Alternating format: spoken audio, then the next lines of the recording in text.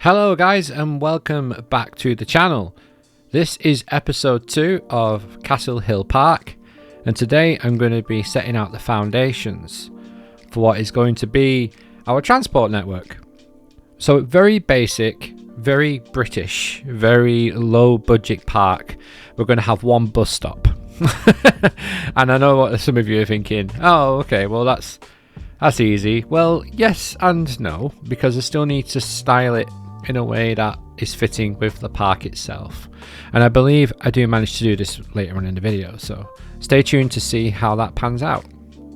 Well, as you can see here, we're building the road network, and I somehow managed to flukily put a piece of path in that actually kind of was slightly elevated because of the way the farmyard is, well I should say the farm field is. And it created a really cool little curve in the middle of the entry and exit of the pathway, and it looked pretty cool. So yeah, I might have to look into that. But anyway, as you can see now, we are putting in the crosswalk to get across the road where the buses are going to be. Where the pink path is, that is going to be where the bus stop will be, which we will add very soon. So I'm just trying to go through and think about how I want the castle to actually look in from this point of view.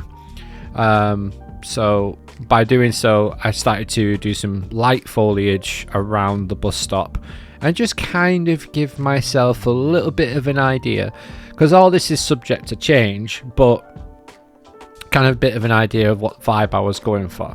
I was kind of going for, you know, when you wait for the bus at Alton Towers and there's not really much around other than like the car park, and yes, the entrance is behind you, but there's not really much else there.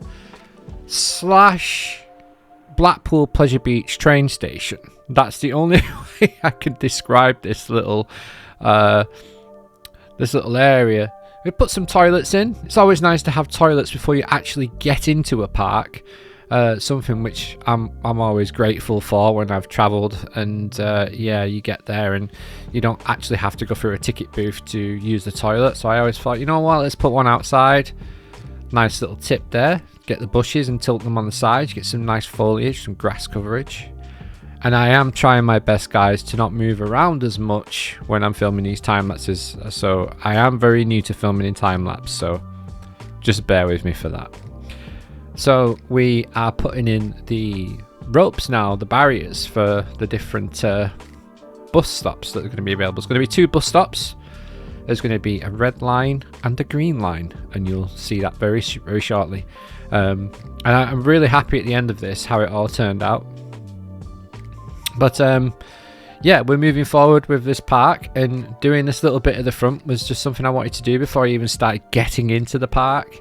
Now we do have some coaster ideas. We're thinking a Schwarzkopf, and we're also thinking potentially a B&M Batman clone, which I'm hoping my good friend Wolf Raging 95, who has recently started playing this game, and if you know anything about his No Limit stuff, wow, you should see his Planet Coaster stuff. It's absolutely fantastic. So hopefully I can add them additions to the park.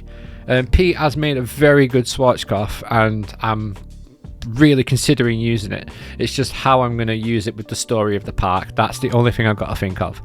So if you've got any suggestions for coasters and ideas around the late 90s, early 2000s era, please let me know in the comments. Really appreciate it. And yeah, thanks for all watching as well recently. The support on the channel has been fantastic. But here we go, we're building the bus stop now. And I found these really cool trellis pieces which I used on Ion Cannon in the CoasterGen Park, and I really do think they worked a treat. But initially I wanted something a little bit different, and I was actually on a call with Pete at the time when I did this, and he said, well, why don't you put some arches in the second bit? And I was like, you know what, that's such a good idea. So we went ahead and did it.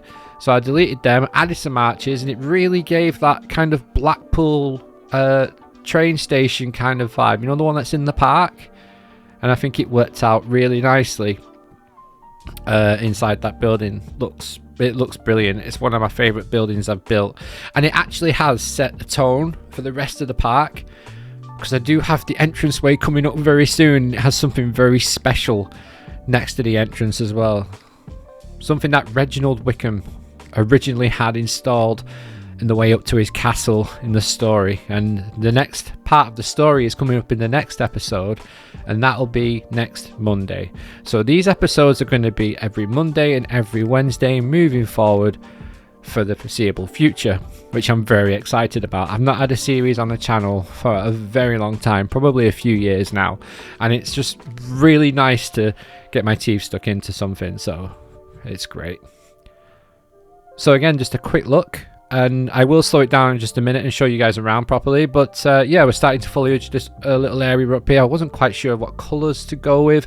I wanted to try and kind of keep it natural, and you know, just light foliage, just little conifers, little fir trees, little Scots pines, you know, bits of oak here and there, and bushes and rocks and moss rocks and things. So yeah, and that's how it turned out. This little bus stop, I think it's a really nice area.